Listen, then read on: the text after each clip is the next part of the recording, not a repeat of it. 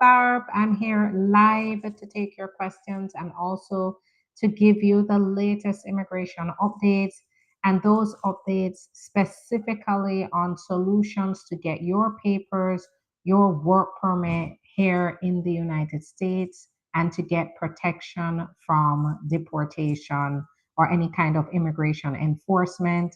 I'm here to find those solutions. So thank you for joining me, and let's talk about some updates here. So lately, what's going on in immigration is the tone is we're starting to see increased ICE enforcement. So we're starting to see increased ICE activities, and that is, of course, alarming, and is definitely a sign of what is to come. The latest, the one that hit the news, is the ICE raids in Bakersfield, California. And why that's alarming is because ICE, they're going to different businesses. There were some arrests of what we think are immigrants at a gas station there in Bakersfield, and they're also doing traffic stops and targeting the workers that are on the farms there in Bakersfield, because a lot of agricultural work, immigrant workers work in those areas. Now, on ICE's side, ICE has said that there's increased activity in the area because they're investigating smuggling activities in the area. But it does, workplace raids, those were something that was not very common during the Biden administration. And, we're starting to see these things happen again. I do want to remind you of your rights. Happy New Year. Happy New Year, by the way, everybody. I know I just jumped straight into updates and information, but Landa, thanks so much for reminding me. Happy New Year. Wishing you all the best for 2025. And that's why I'm here. I'm here to share in the blessings that will be coming your way. Stay positive, keep on track. As the attorney, who my goal is to get this for my clients, I'm keeping my eye on the ball. I'm still going to advocate to the greatest extent to make sure my clients are okay.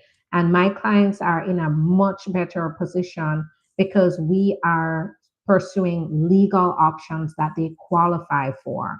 So that's what helps me to sleep at night, knowing that the clients, that my clients have taken the right steps. And so we're just taking it, making sure that they go through this journey to get the protection, get the relief, get their work permit, and get their residence here in the United States. So thanks. Happy New Year. And I want to share in your blessings.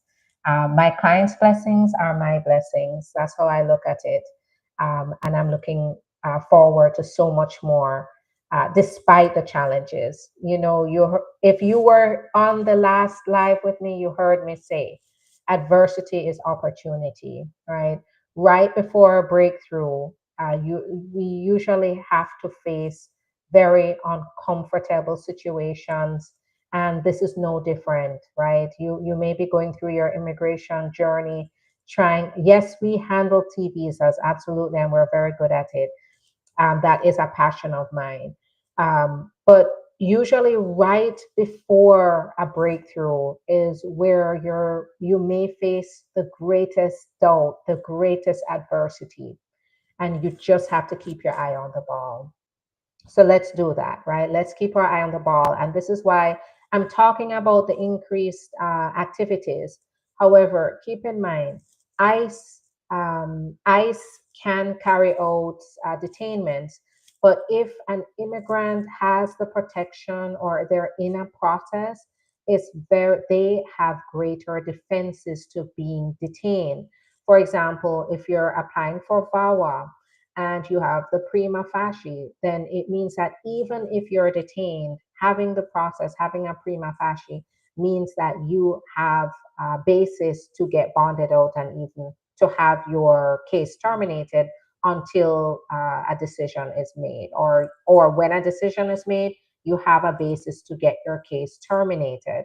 So this is what helps me to sleep at night, knowing that the work that we're doing is going to help our clients to stay protected because they're pursuing legal options. But I do want to also remind you of another thing.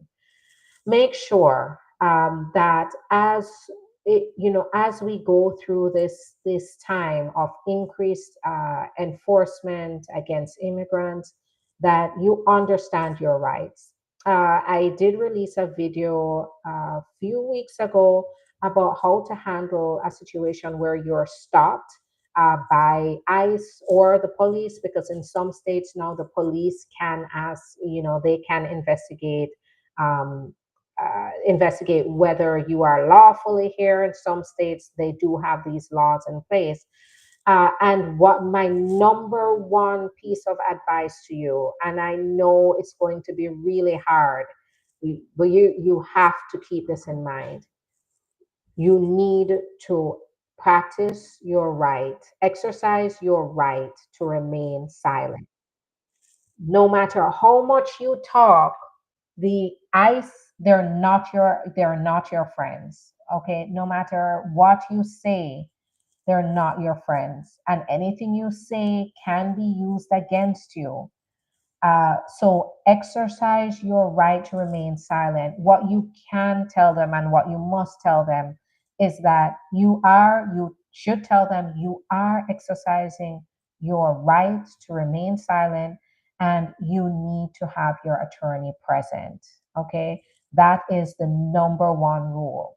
The other thing is, if you are in your home or in most likely in your home, somebody comes knocking at the door, and they claim they're ICE officers or they identify themselves, speak to them through the door.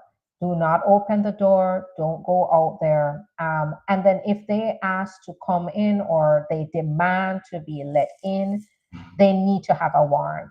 And you can ask them to either show you the warrant at the window, and it has to be very specific. The warrant has to state that they have the right, and it has to be issued by a judge to say they have the right to enter that specific address to search your home. Now, if you're the owner of the home, then you need to make sure that the the warrant specifies where they can go, right? If it says they can search the entire home, then that may be specific enough. But what if it says you can only search the living area? And you need to make sure that you make sure they stay in the areas where they're supposed to be based on that warrant. If they do not have a warrant, you need to let them know that you will not let them in without a warrant, right?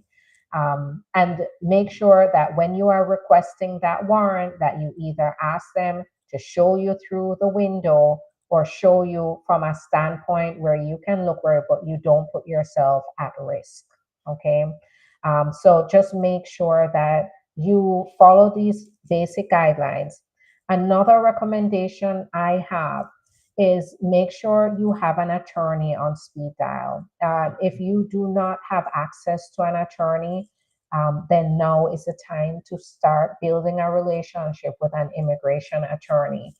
You can always call our firm, do an appointment with us to see what your options are, and make sure you have. So that's for us, but make sure that even if it's not us, make sure you have the number of an attorney that you can call if you are if you're being detained or you feel as if you are about to face detainment.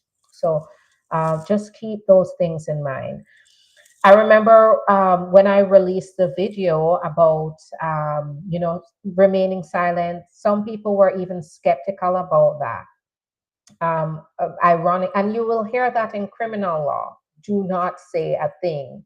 Exercise your right to remain silent. The same goes for immigration. You talking, you're not going to talk your way out of it. They're just going to be writing down whatever you're saying and using it against you. So please make sure. And when I say build a relationship, make sure you're scheduling a consultation with me or another immigration attorney, experienced immigration attorney, so we can explore options. The best way to protect yourself is to prevent situations like this from happening, or put empowering yourself by making sure that you find out your options before anything happens, and then you plan ahead, right? So that's what I have. But the focus of this live here, in addition to answering your questions, is to also let you know about the options ahead of time.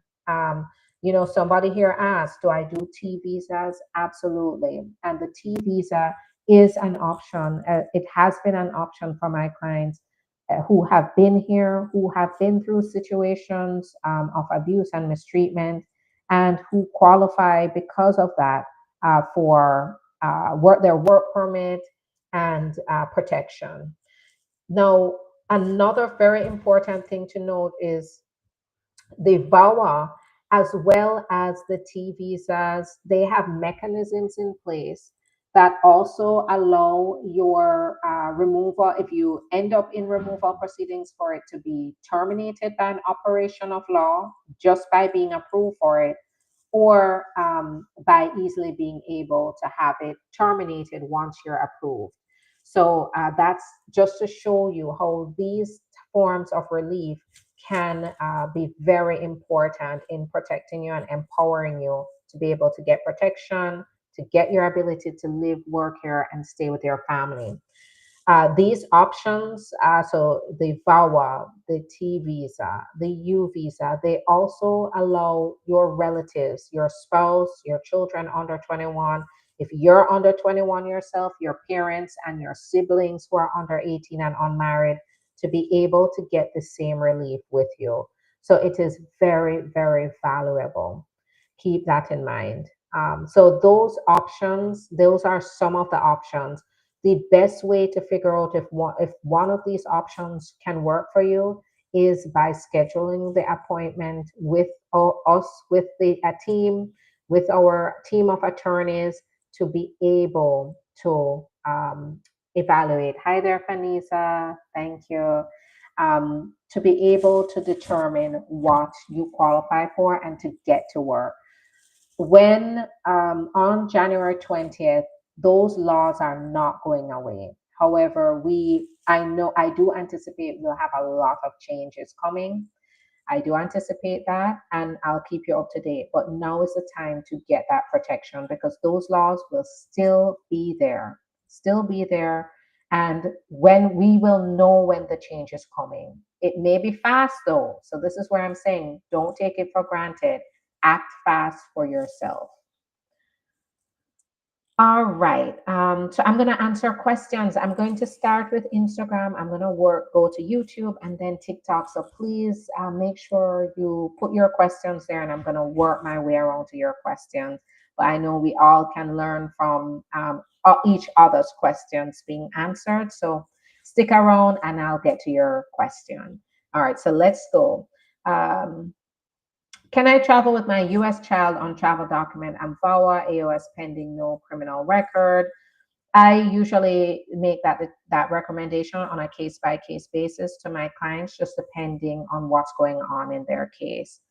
So I would not be able to tell you just based on this information, because I'm not your attorney. That's what the travel document is for. Now, for your child, if your child is, I know you said your US child, so your child is a citizen, they have their valid passport to re-enter the US, then traveling with them as it shouldn't be a problem. But with your travel document, keep in mind that they may tighten up on this. They may increase their scrutiny of travel documents and look at your background to determine whether they're going to allow you to re-enter with that travel document. I am going to be a lot more conservative over the next 4 years about traveling on the travel document. So I have been, I in the past 4 years, traveling on the travel document has been pretty much smooth sailings for most of my clients. However, over the next 4 years, I'm going to be a little more conservative.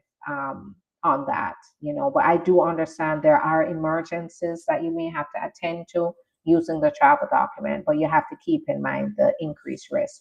Can you file for your parents with a green card, or do one must be a citizen to file for parents? You must be a citizen age 21 or older to file for parents. What if you're not married yet? Which can you do to get protection from detainment?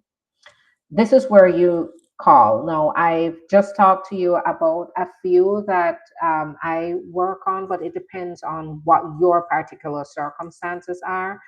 This is where the consultation is very important. And many of our clients are not married and they still qualify for this. But we have to do a detailed evaluation to see what have you been through, what have your experiences been. What I will say is, I'm going to say this: if you have been mistreated, abused here in the US, victimized in any way, if this has been an employer, if this has been an intimate partner, if this has been anybody who has forced you to do things using that mistreatment, it could be threats, it could be physical force, it could be threats, intimidating behaviors to get you to do things. It could be get you to do things you didn't want to do, you didn't agree to do, but because of how they were behaving towards you, because you felt afraid, you did what you had to do. You felt like you didn't have any choice. Give us a call and let's talk about your situation, because there's a high likelihood at that point that you could find relief to get your work permit and to be able to stay here and get protection based on the victimization that you qualified for. I can't resist this one because this is another very important update. If the Laken bill is passed by Congress, will pass reports sent to USCIS, FDNS, um, can you be deported? So I would have to look at the details of the bill, but minor crimes will put you at risk. Yes. So right now they're including things like misdemeanor theft, shoplifting. So basically, any kind of petty crimes that one may be detained or even accused of committing can lead to immigration enforcement. So not only will USCIS be notified, but the state will get involved. So this bill is basically circumventing federal laws to say that the states and the local agents, local government officials get to make a decision about what happens to you and whether they can then hand you over for detainment. So it's very alarming, and it's going to. I do understand that there's a lot of fear, unfortunately, and the scapegoats have been law abiding in immigrants on a whole, right? Immigrants on a whole are being put into one category, like all immigrants are criminals. But even in the case of crimes like misdemeanors, maybe even it could be traffic violations, it could be shoplifting, even those crimes that, who knows, maybe there are circumstances that even this immigrant faced that led them to that crime is now going to lead to more severe consequences. So it's definitely not appropriate. It has to go to Senate now. But what makes it alarming is that 48 Democrats jumped on the side with Republicans and helped to pass the bill. And that means that when it gets to Senate, it might garner a lot of support from the Democrats on the Senate. So we'll have to watch that very closely. because it will definitely change how immigration enforcement works, and it's going to catch a lot of, not a lot, but many immigrants who don't deserve, who deserve to have a second chance, who deserve to have a second look at their circumstances, will be swept up in possibly deportation proceedings. All right. Can I qualify for VAWA if I am being psychologically abused by my partner who's an American citizen? We're not married, but we have a child, and he's trying to force me to leave the USA.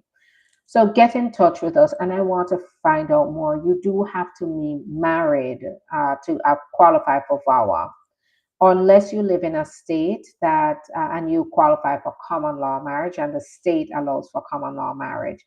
But what I would say here is I would want to understand more about what you're going through, because I would want to understand the extent to which they're trying to force you to leave the USA, but what else are they trying to force you to do?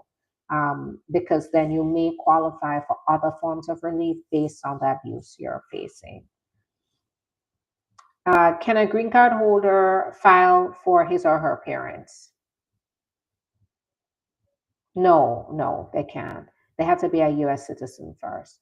How would payments go if one is has been detained? So that's, we would have to, that's really on a case by case basis, and it depends on the individual. So um, we are at risk anyway. So I'm not sure what that was in response to, but here's the deal. If you're talking about if you're at risk regardless, what I would say is if you are applying for relief, then you are actually empowering yourself, because sitting there, when they're talking about removing undocumented immigrants, what they're really referring to are immigrants who are not protected under the law, because immigrants still have to go through a process. Even if you're detained, you still have to go through an immigration proceeding to determine whether you have relief, whether you qualify for something to get relief before you can be deported. So if you do not take action to figure out what in the laws now to help you to legally gain your status here, you're actually a sitting duck, and you're at a higher risk than if you found your solution and you were able to apply for that solution. So keep in mind that you shouldn't have the attitude to throw up your hands and say, I'm undocumented, I'm just going to go into hiding, because that is in no way empowering yourself. What empowers you is to figure out what legal solutions are there. The law is there still, and when you qualify under the law, you can get relief. Can I travel with my US child on travel document and VAWA AOS pending, no criminal record? So I answered that already. Make sure you're getting the advice of your attorney. What if you don't have a lawyer and you're undocumented? So this is where I say definitely take action now to have access to an attorney. The law firm is, we're here. That's what we're here for. We're here to help uh, documented immigrants figure out legal solutions.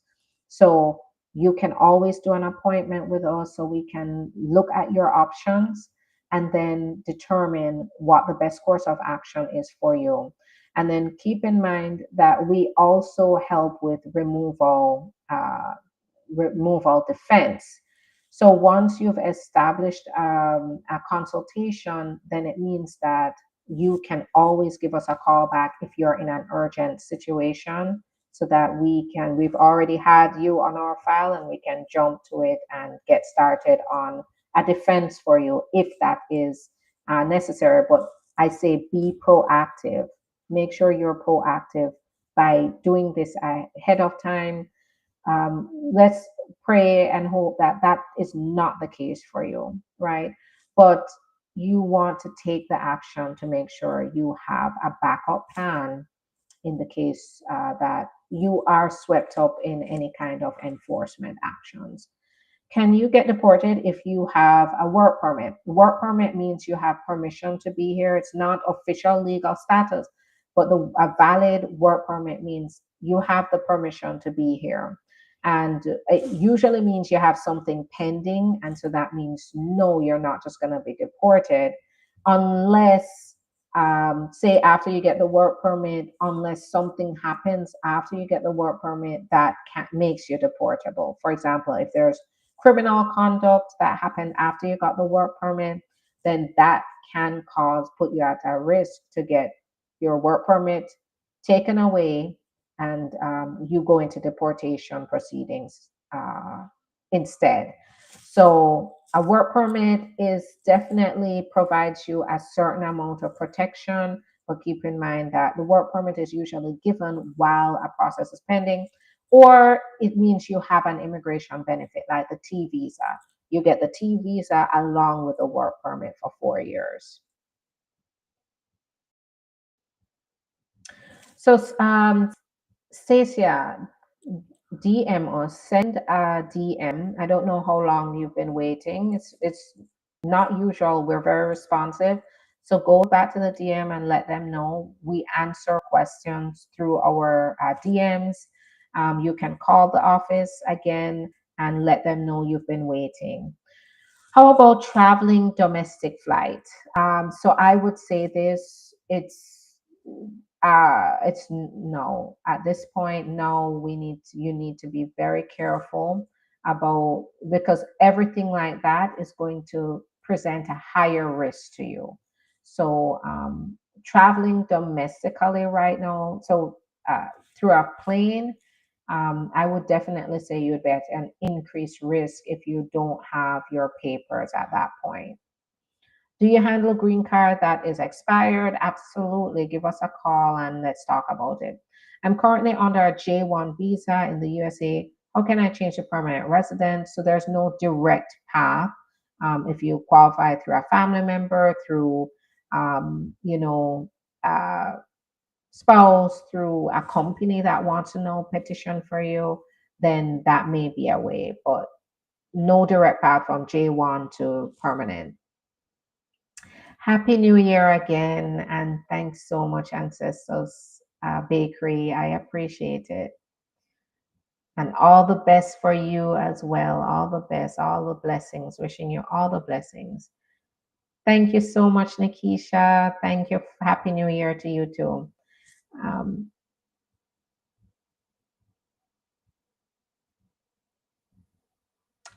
just, I think you can hear me. Let me just see. Let me go down. I hope everybody was hearing me.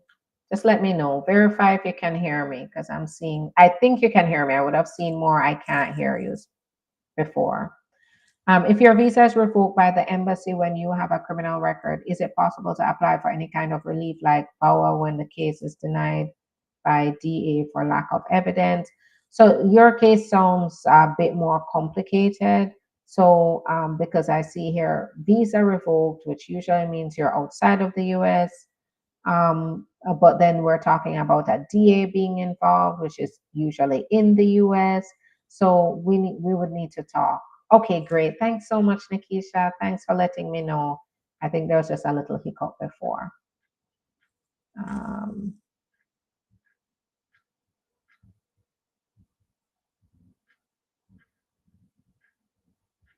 just scrolling through. Happy New Year, everybody. Okay, I'm gonna just jump to YouTube. Hi there on YouTube. Nice to see you. I'm just gonna answer some questions here. So now is the time to put your questions in. How soon can someone apply for green card after T visa approval if not wanting to wait for 3 years? Right away. But there's a stage to it. First, we have to ask for permission to apply early, and that means we request that from the Department of Justice. We have to present to them why you need to apply early. And then from there, thanks so much, Alton. From there, then once we get the letter authorizing the early adjustment, we can file for the adjustment early. So I would say it gives you about a 2 year head start to apply. Two 2 year, year and a half head start. Thanks so much, Andres. I appreciate it. Happy New Year's. All the best for the new year to you, Mike. Thanks for that. Happy New Year and all. Wishing you all the blessings. And to everybody on here, wishing you all blessings for 2025 and beyond. Hi there, Karen. Can a VAWA self-petitioner with AOS and AP pending and currently in the US on H-1B travel outside the US and re-enter on H-1B without impacting the VAWA AOS process? I'm not your attorney and I can't give personalized legal advice, but I can traveling right now, you do have a H-1B valid H-1B visa. Make sure the H-1B is valid. And as long as you do have the ability to travel back and forth on the H-1B visa, it shouldn't be a problem. And you have to have, by the way, if you're applying for adjustment of status, you have to have a travel document to leave. You cannot leave on your H-1B visa, re-enter. You have to use the travel document. But I don't know your case, and as I said before, I'm really advising on. I'm very conservative now. You're gonna see me get very conservative with recommendations on traveling, meaning don't travel unless it's an emergency and you have to do it, and make sure you travel with your travel document because there's gonna be an increased risk of complications now that we are going to have a lot more scrutiny on immigrants coming in on a travel document. So be very careful. Can they pick you up if you go for your biometrics or your medical? So the way that it's designed is that it's not designed for them to detain you there. So the biometrics is not there for them to set a trap for you to detain you.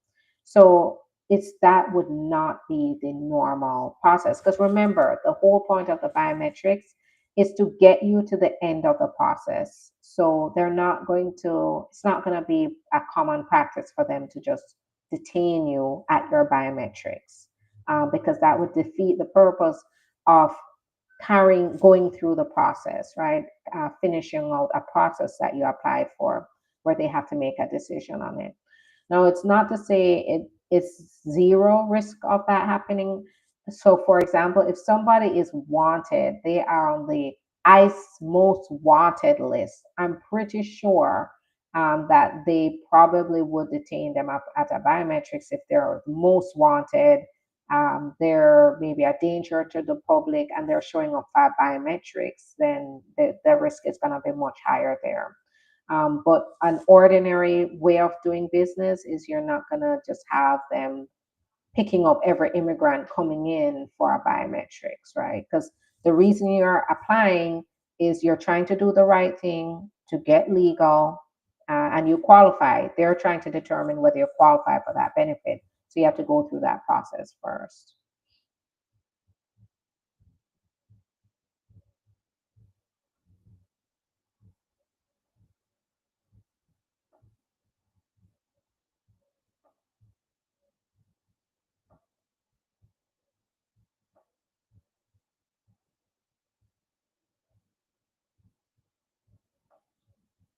What about PIP?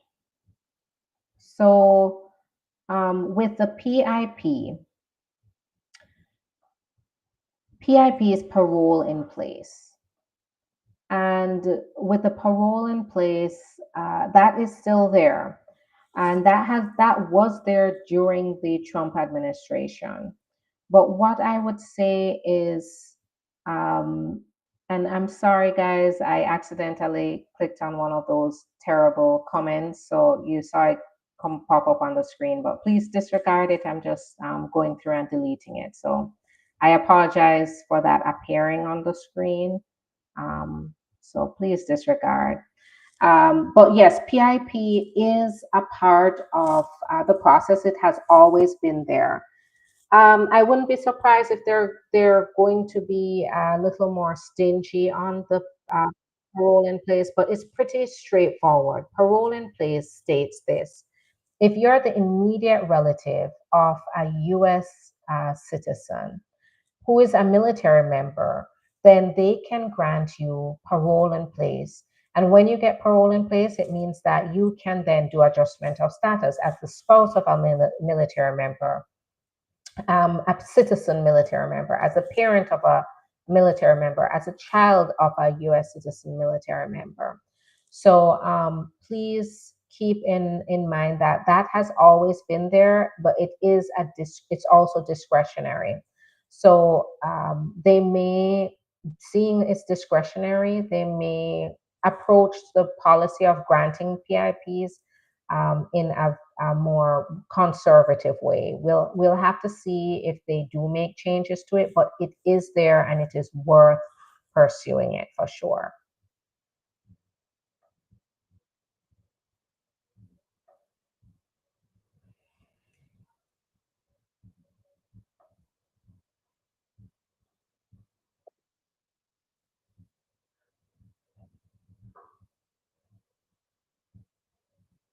Okay, so my son came here last October and we paid the immigration fee for his green card. How long we're gonna wait to deliver the green card?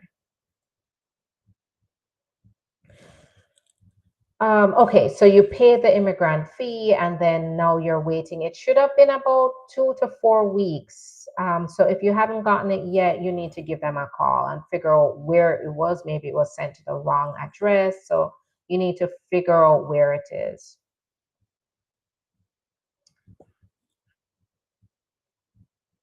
Kimberly, thanks so much. Blessings to you too. Thank you.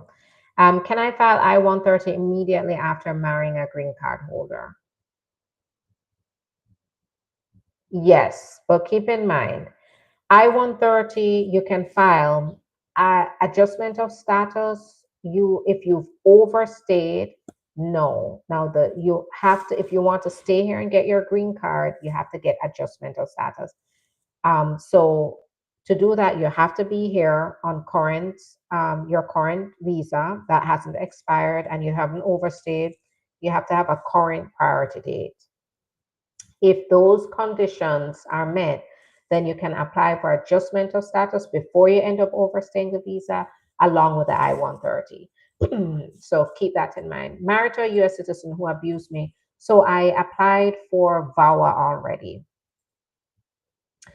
If I want to file for divorce, is it a curtail to file based on abuse to support my VAWA?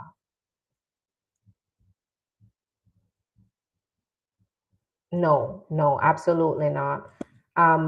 You do, you want to show you file before the divorce, which puts you in a good position. You just as soon as your divorce is finalized, you can just also provide them the finalized divorce decree, but it does not in any way, the divorce will not in any way affect your eligibility. Now, if you divorced and then waited 2 years to apply, then you would be disqualified because after divorce, you have up to 2 years to apply for VAWA. So listen up now. If you are divorced and your spouse mistreated you, your spouse was a citizen or a resident, VAWA is an option. Can a VAWA self petitioner with AOS pending? Oh, so I answered that. What are the reasons that you cannot apply for T visa bona fide determination? So the bona fide determination, it's discretionary right now. What we're finding is if there are certain things in the person's background that they are using, for example, a criminal record, there's something of concern on their record, they may not grant the bona fide determination because it is discretionary. If we apply for I-130, does that help protect against deportation at all? Not really. The I-130 doesn't necessarily protect from deportation, no, because the way they look at it is you can have a pending I-130 and be outside of the country. So it will not prevent deportation. However, keep in mind if you qualify for adjustment of the waiver, I-601A waiver process, then you have to apply for the I-130 first. And then having a pending I-601A waiver process means that you're seeking a waiver to be able to leave the US to quickly come back after you attend the interview.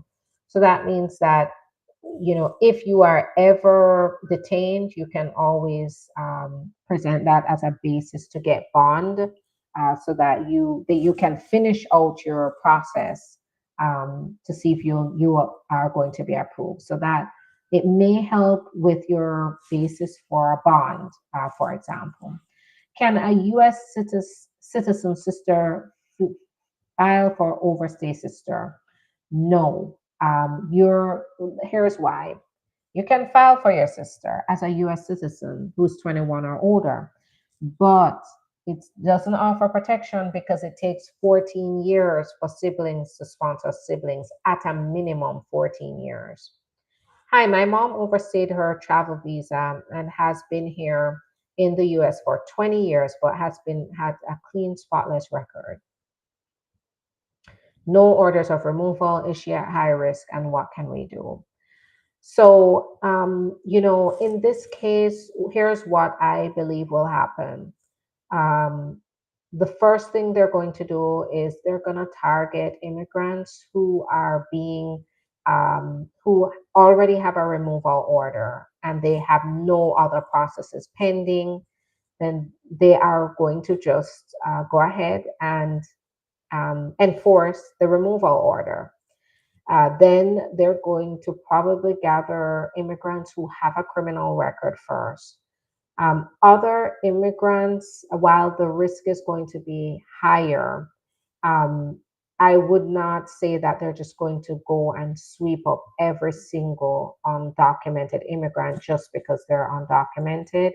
The logistics of that would just be too nightmarish.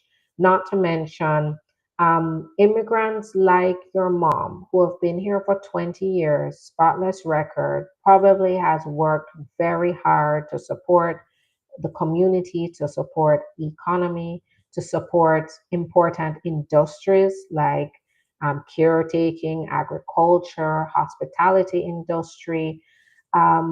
If they go and sweep up everybody like your mom who has been doing things, contributing, then it means that we are going to probably face labor shortages and economic crisis eventually, maybe very quickly.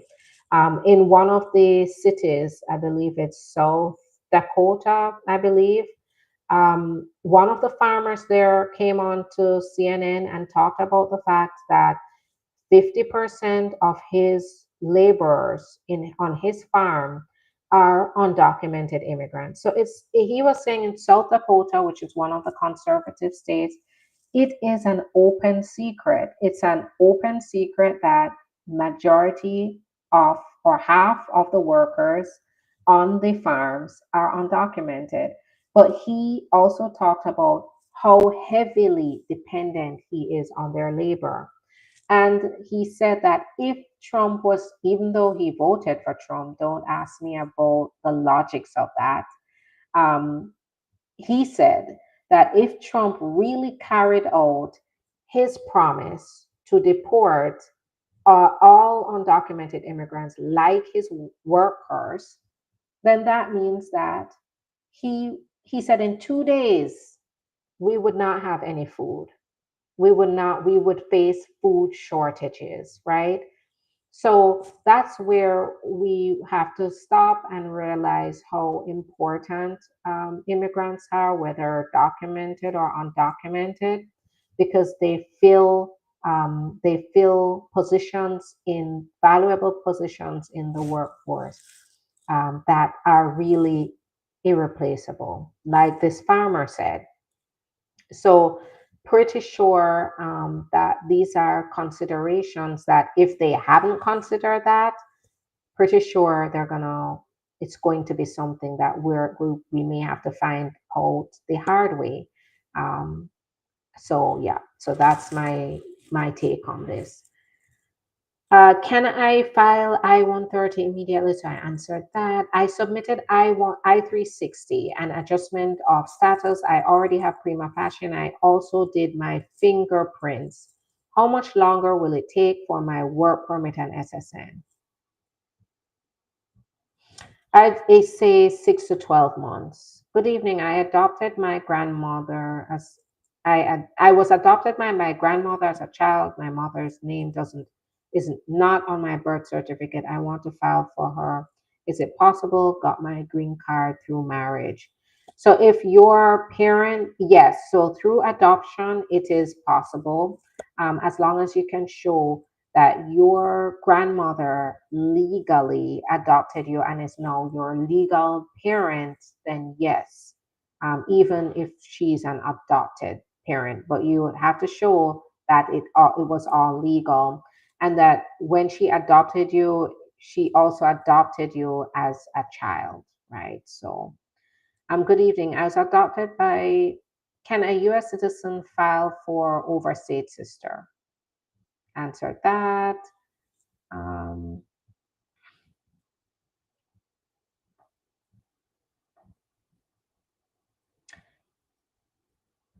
you're welcome, Anne Marie.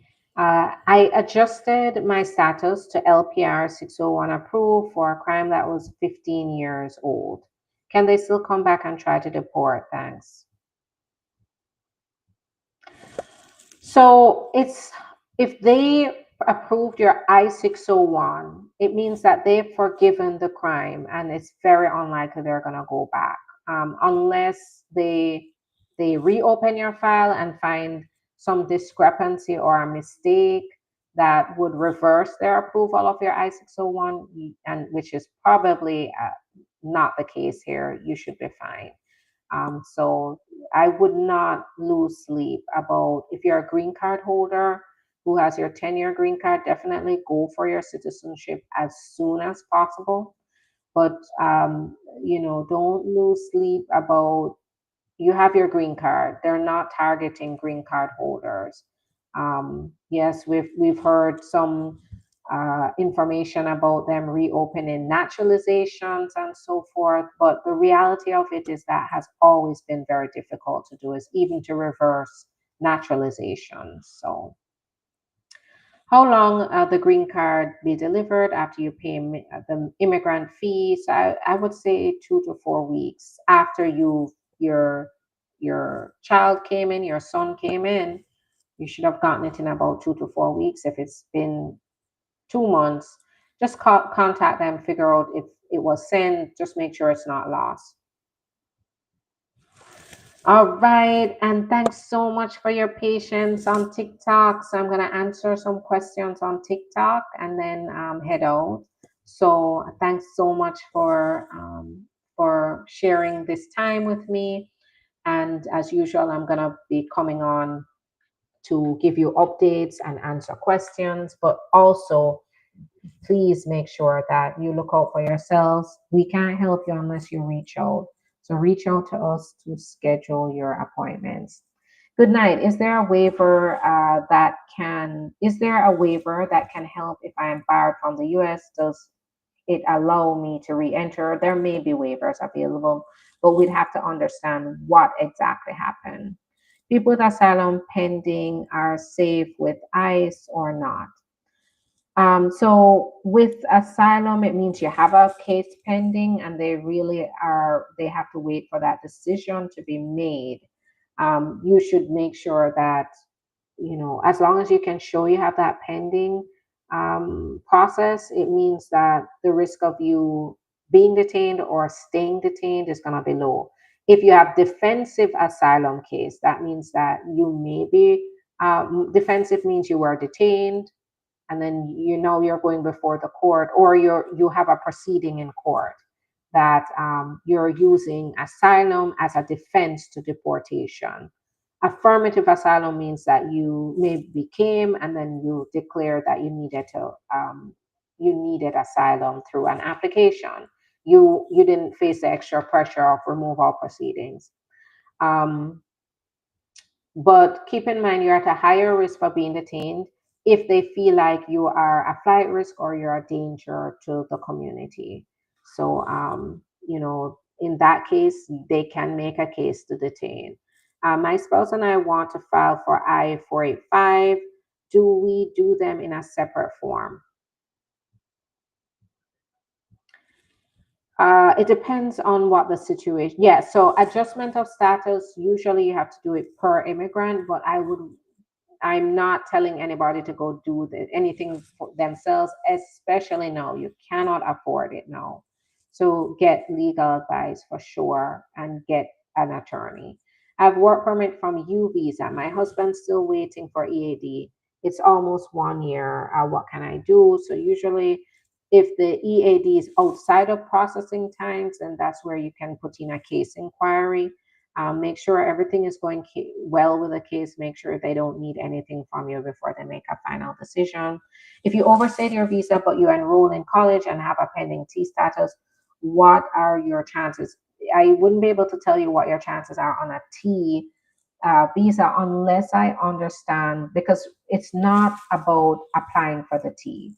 So just because I'm here saying this has been a good solution for many of my clients is because we screen our clients very carefully to determine if our clients qualify for it. We do very detailed consultations to get the facts from our attorney. So you can't just print out a T visa application and apply for T visa. So your chances of success are dependent on the facts in your case, and I'd have to really get the facts to understand what your chances are. I'm asylum and I don't have parole and I do marriage. What can I do? So with asylum, if you have a pending asylum, you'd have to wait for that to go through. My spouse and I want to file. Okay, so I answered that. How long can I wait to file after wedding? Right away, right away. I often get with I will start represented married couples even before they get married, and then file the case right after. They just get their marriage certificate and file it. So we work on everything beforehand, and then because many of my clients they had a relationship. Normally, when you're going to get married, it means you've had a relationship for a while, and so they're able to put the documentation showing they're living together, they had a relationship before, and then when they get married, we're able to use the certificate, and as well as showing that they commingle their funds already and share expenses. So um, marriage case, I-130 approved 6 months ago, 2 days ago was reopened. Why? 45 still pending, field office. If it was reopened, then that means that they're going back to determine if there's something that they missed or something that they're re-examining.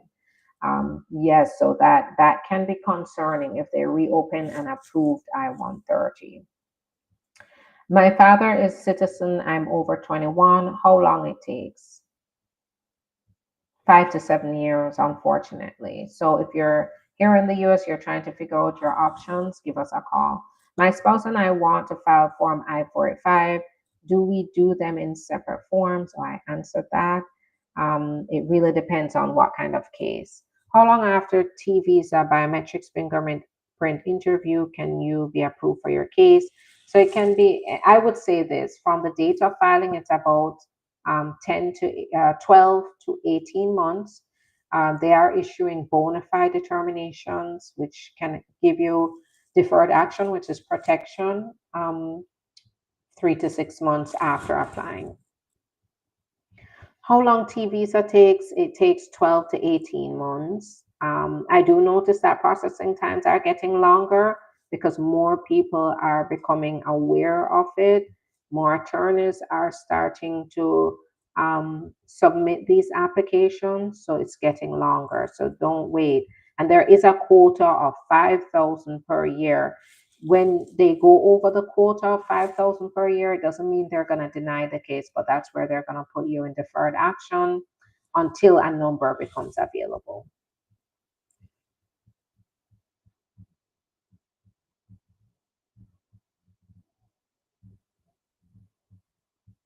6 months since I got my receipt for I-129F. How long do I have to wait? So it can take up to, so for a decision on it, 9 to 12 months, and then another possible 6 months to a year for the interview. Is it safe to apply 160 days for asylum? So you can apply, you're supposed to apply within a year of your entry. So you can apply at any time for asylum, and then for the work permit, you have to wait 150 days before applying, and then you get it on the 180th day, the work permit. Um, so that you have to wait 150 days after applying for asylum to apply for the work permit. Then on the 100, after you apply for the work permit, 180th day is when it's issued up. My son's student visa are, I think it says canceled. So it's canceled. How can I get it back? I'm so sorry to hear that. That must be very devastating for your son. You'd have to figure out why, and you may have to go back to the embassy, because if the embassy canceled it, if he was trying to enter the U.S. and they canceled it, the question would be, did they give him an explanation, and then figuring out a solution from there. What can you expect if the interview goes into further review? Sometimes that can go for a few days to even months. So it just depends on the situation. Was it a Stokes interview where they put more scrutiny, because sometimes Stokes interview means they suspect that the marriage is not real and there's fraud involved. So they um, do an interview, separate the couple, put more scrutiny on the couple. If that's the case, then you could be waiting a couple months for a decision. Marriage case came legally, 130 approved, 6 months. 2 days ago, they reopened. Why? So I answered that. Looks, if they reopened and approved I-130, I would be concerned. In US, I filed I-130 in May, filed I-45 in August through F2A when I was 21, but turned 21 soon. Will I age out?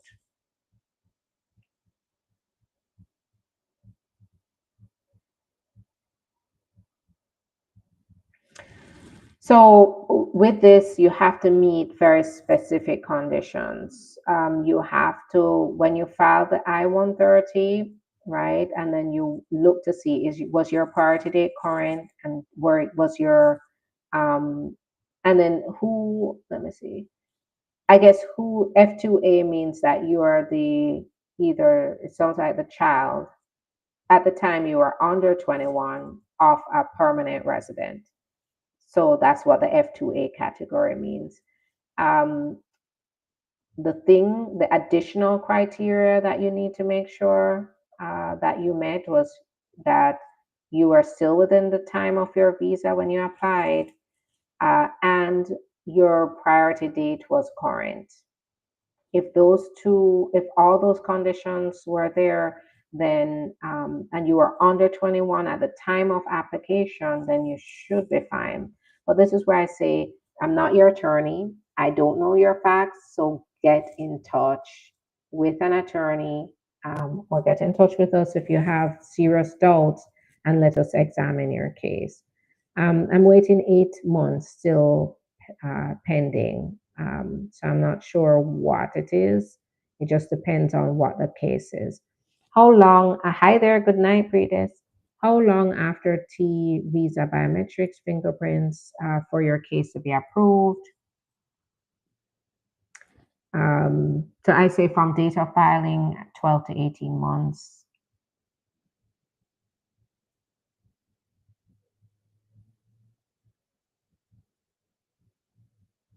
How long will it take for a US citizen lady to file for her husband?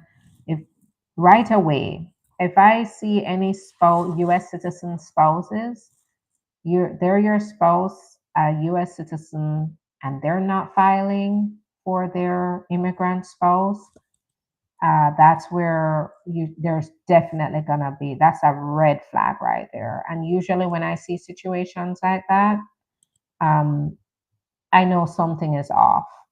And that's where I start to ask more questions about the conditions in the marriage. And then usually those clients do qualify for VAWA because it turns out they're being mistreated.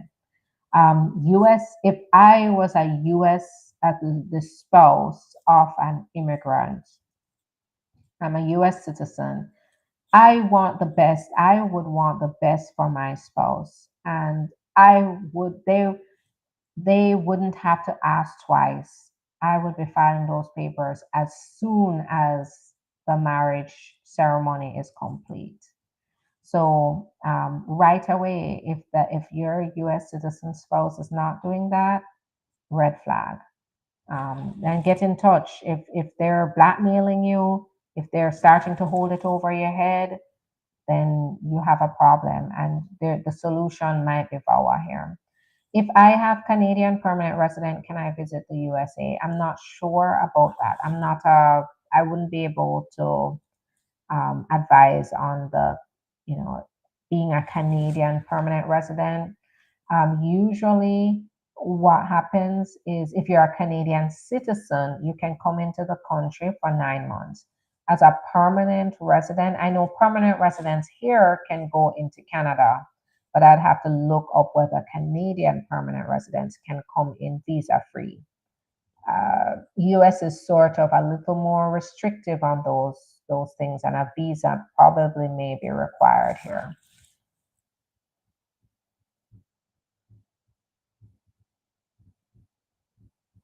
How long does it take you when you file to get answered? 2 weeks, 2 to 4 weeks if it's really busy. Like right now, it's gonna be a very busy time because everybody is filing. I can guarantee we're dishing out those files, and that means that we're looking at. I've seen during these busy times, we've waited as long as 6 to 8 weeks to get receipt notices. So we might see an uptick in applications, and because of that, we have to wait long. I-485 is administratively closed for 2 years, and now VAWA is approved. Can I open it or file? So once your VAWA is approved and you qualify for adjustment of status, yes, you can go for it. Um, you always speak to an attorney, though. You can always get in touch with us to do that for you.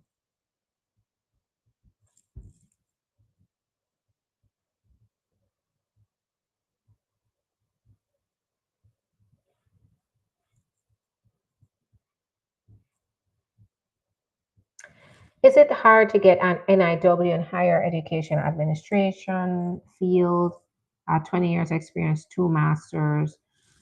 So that is not enough information for me to tell you. What I would say is when it comes to education, they do look at whether the impact that you plan to have, the goal that you plan to have, is it just within the school or the education, um, the entity that you're working for? Is it only going to be there, or is it going to benefit the community? So that's where, when you're dealing with education, when I've seen denials in past case history, it has been related to the impact of the work of the applicant, whether that impact was within just the immediate school they were working for, or did it extend into the community to benefit, the community, which means it then has a broader impact on the United States. So, that's where we would have to look at your credentials, your experience, to see if that, what the likelihood of success would be there. Waiting on USCIS for a year now for my green card. How long more will it take? It depends. If you're waiting for your green card, for example, if you go to the processing times, you'll see adjustment of status. I believe They have their processing times that range anywhere from like a few months to 3 years. So you're at the 1 year mark, and it depends on whether it's family based. I don't know what it is, but if it's family based or if it's marriage based, usually the average time I'm seeing is about 10 to 12 months. However, if you are in a category that it may take years, then that may explain why you're waiting so long. So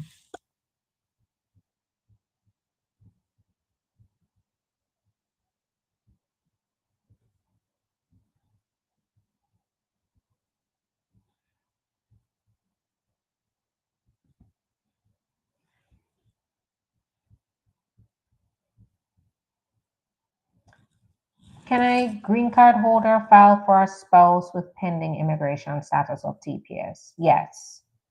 But keep in mind, um, so there are laws out there that talk about TPS as so here's the problem.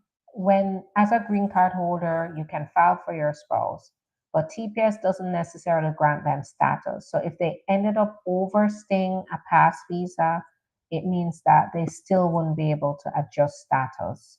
Um, but if they got advanced parole, say they traveled on the TPS and they got advanced parole, then that would help them to then adjust status. But if they ended up overstaying and they can't show legal entry into the US, um, well, okay, let me be a little more clear.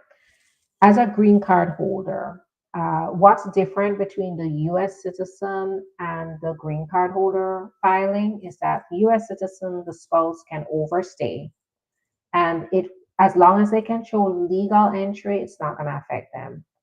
The spouse of a green card holder has to show that the same visa they entered with is what they still have, that it's still current, it's still pending.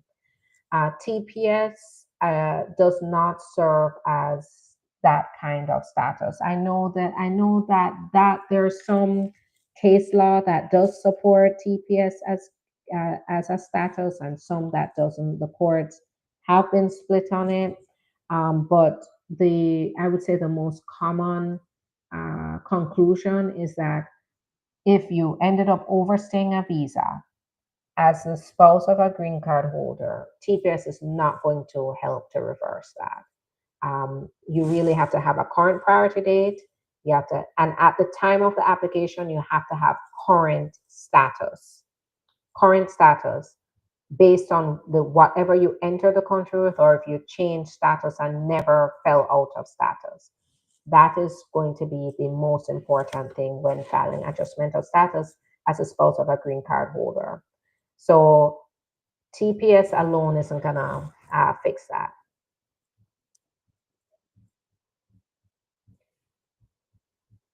My spouse applied for asylum, but we got married. Can we apply for I-130 at the same time? Are you a US citizen? I-130, yes, you can file for that. I-130 doesn't necessarily do anything though. I-130 just establishes that your spouse, if approved, your spouse qualifies for the green card through you. What does get you the green card in the US is going to be the I-45, adjustment of status. Do they qualify for that? And they likely would qualify for that if they are your spouse and you are a US citizen. What is a U visa? U visa is for victims of crime. So if you, certain crimes, if you have been the victim of a crime that resulted in your physical or emotional abuse, then that is, for example, um, battery, assault, kidnapping, domestic violence. Those are examples of U visa eligible crimes. What if you get married to someone in the US military? Then you can, if you enter the country without permission, then you can apply for parole in place. Oh, that's another thing, because I was answering a question on parole in place. Parole in place, you can only get parole in place if you enter the country without permission. If you didn't enter the country without permission, you entered with a visa but ended up overstaying and now you don't have your papers, unfortunately, that will not qualify you for parole in place. And let me explain what parole in place is. Again, parole in place is where you say you came into the country without permission, you don't really have any record of legal entry. So you're stuck, you're trapped because you can't apply for adjustmental status because you need to show legal entry. So what it does is if you're the spouse of a military member, then we can apply to USCIS to show that you're the spouse of a US military member and that you are deserving of this discretionary relief, and they will give you the parole in place, which says, yes, we're now going to officially give you permission to be here. And then when you get that permission, guess what? You now have the ability to apply for adjustmental status. So that's the valuable part of the parole in place, but you can only get it if you have entered the country without permission. Can I file immediately after wedding or should I wait for how long? Here's what I will say with that. Yes, you can file immediately after the wedding, but is it going to do you any good to file after the wedding if right after the wedding you have nothing in place? You didn't live together, you never lived together, you don't have a bank account together, you don't have any property together, you don't have any expenses together. Um, it can actually, and I would say during this next administration, you need to have your everything lined up. Because if you submit I call them skeletal applications, where when I say skeletal, it's just like a skeleton, right? There's nothing, right? You just fill out the forms, send in your marriage certificate, and you think that's gonna do the trick. It does more harm to your case because when you submit the skeletal application, they believe that, wow, you guys don't have anything. They get very skeptical. And you've already set the tone for a denial or a very hostile interview, right? And usually they're like 80% decided before you even get to the interview, right? So I often say this when you're putting when I am putting applications together, you have to make sure that you can create. It's sort of like building a novel, right? It has to be true, or I shouldn't say novel because novels are fake, but more like a biography, a very touching biography. True. But the officer, by the time they go through your application, they have a very clear picture of what your marriage looks like, what your goals as a married couple look like, what you look like to the community, to your family and friends. They should have that clear picture. If they don't have a clear picture that you have a real solid foundation as a married couple, they're going. I'm not saying it has to be perfect. No married couple is perfect, but when I say solid foundation, they have some idea that you both are going in the same direction as a married couple, that you're building a life together, then you're going to be successful. But if they don't have that picture based on your application, you're going to get a denial or you're going to be in a very hostile interview that becomes very stressful. And unfortunately, what I see in these interviews is when the spouses go in, sometimes spouses get so intimidated in these hostile interviews that they even tell the officers things that aren't true. Like the officers say, you did this to help her out or help him out, didn't you? This isn't a real marriage. You just did it to help out. And then before you know it, they're signing off paper saying yes. They only did this to help them out because it can be so hostile.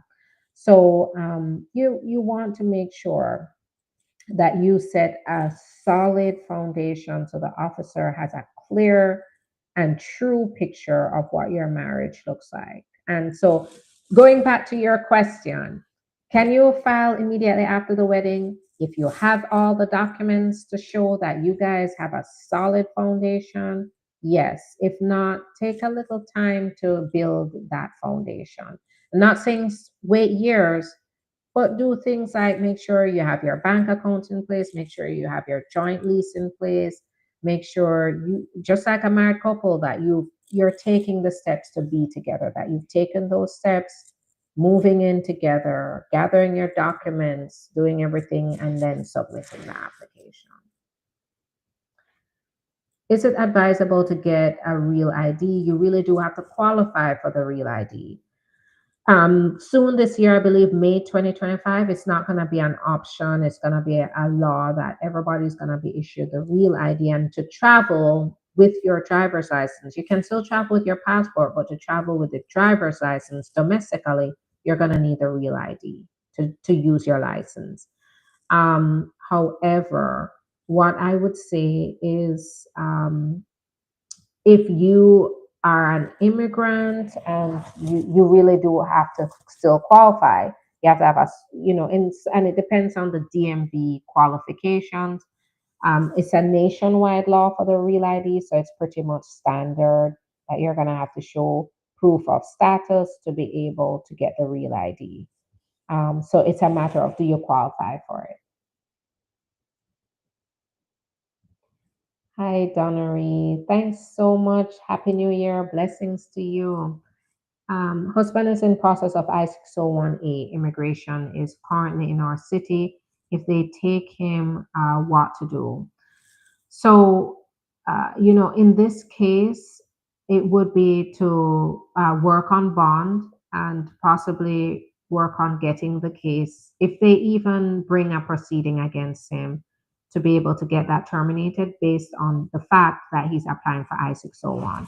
It's not, it is definitely not, say, established um, defense to deportation, but sometimes ICE can use their discretion to say, well, they will allow them to continue the process and for a decision to be made before then they bring forth any actions.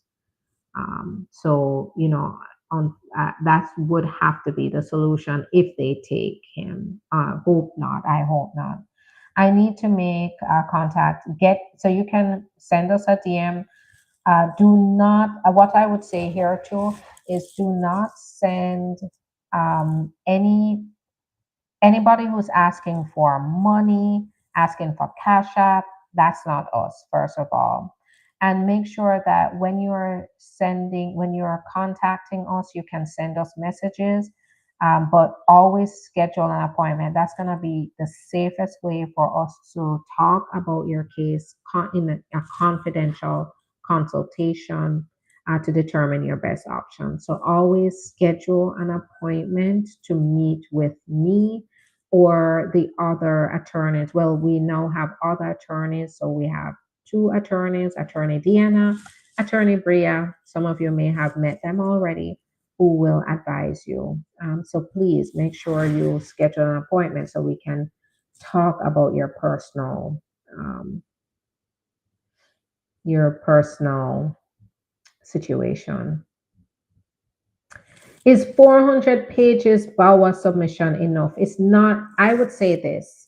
It's about quality, not necessarily quantity, right? So it's not about how many pages you put together, but it's about, if you have 400 pages, I'm hoping it's really good evidence. However, that is not going to determine the success of the case. Husband is in process of his I-601A, so I answered that. Uh, 400 pages enough. So remember, quality, not quantity. How long does USCIS take to respond to I-485 medical?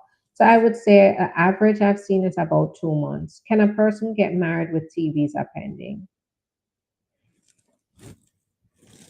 Check with your lawyer. Just make sure that it's advisable for you to take those steps. Generally, getting married doesn't affect the case. If you marry somebody who is undocumented or needs papers to your spouse can get your papers with you, so it can be an added benefit. However, always check with your attorney about whether it's advisable to marry while a T visa is pending. Definitely do not get married while your VAWA is pending. You will be denied and disqualified from VAWA. I'm an immigrant with American citizenship. Am I in danger of getting deported? So I would say this: you are now an American citizen, right? You don't have to describe yourself as an immigrant with American citizenship. You are an American citizen and you are protected from deportation. So, even in cases where, say, as an American citizen, you're arrested, if you've gotten American citizenship, deportation is no longer on the table. Now, if they can look at your file and they saw some form of fraud in the past, I'm not saying you, but any other person, if they're an American citizen and they saw they got their citizenship by fraud, which is extremely rare, then in that case, they can turn around. They'd have to put you through a tedious denaturalization proceeding in court to strip you of citizenship and then put you through deportation. So I would say this: do not lose any sleep. You earn that. You're an American citizen, right? Can a person get married with T visa? Pen answered that.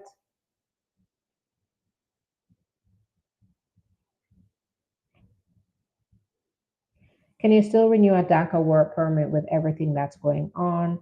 So go ahead and submit your renewals ASAP. That's what, as immigration attorneys, we are advocating for now, is to make sure that you submit your early DACA work permit renewals so that, if whatever is to come in 2025, at least you'll be ahead of the game.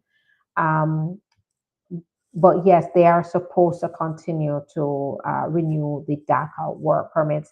Also, keep in mind here that Biden has established that if you apply for your renewal before the expiration date, then they will issue automatic renewals of your DACA, of your work permit by 540 days so that it avoids the gap of being without your work permit. So keep that in mind as well, that there are automatic renewals as well. I got my case reopened and I sent in everything and I only got a letter that my case was transferred. All right. So it really is a waiting game. So they usually do that if they're trying to balance out workloads. Don't be too worried, but I do know the wait is nerve wracking. So, all right, everybody, thanks so much for your time. As always, these questions have been so good. Jeremiah, you're very welcome. Angela, thank you. I'm a US citizen and I have a minor 16 age, which I file adjustment of status for her, but she was scheduled for an interview to return to our country and complete medical and visit embassy. So get an attorney, because if you're filing adjustment of status, then she should be doing all of that here in the US. Once she leaves the US to go to the embassy, then they're going to say she abandoned her adjustment of status and they're going to deny it. And then when she tries to re enter, they can then say she applied for adjustment of status that goes against the terms of her visa. So please make sure you get an attorney, because you should be able to do adjustment of status here in the US. That means the medical and everything is done here. So I don't know why and it may be a process of just notifying the NVC that she's going to complete adjustment of status here. Put your questions in quickly. I am supposed to head out, but if you put your questions in, really quickly, I'll answer it on YouTube. I see the question. So on YouTube, I see Jeremiah Angela. Put your questions in very quickly, and then hi there, Princess. Nice to see you. If you can put your questions quickly, I'll answer.